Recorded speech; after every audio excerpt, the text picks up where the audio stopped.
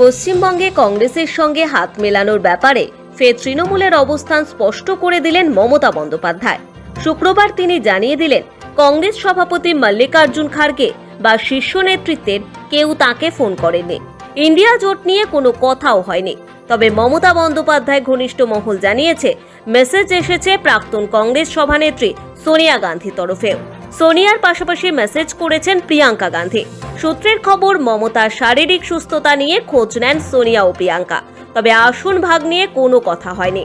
এমনকি কংগ্রেস সভাপতি মল্লিকার্জুন খার্গের সঙ্গেও তার কোনো কথা হয়নি বলে এদিন ঘনিষ্ঠ মহলে জানান মুখ্যমন্ত্রী।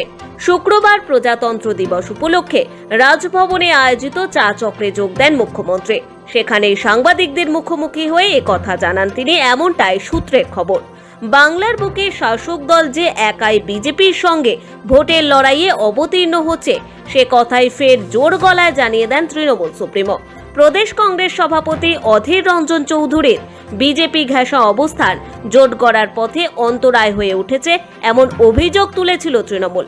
বৃহস্পতিবারই তৃণমূল নেত্রী জানিয়ে দেন, এ রাজ্যে 42টি লোকসভা আসনে একাই লড়বে দল।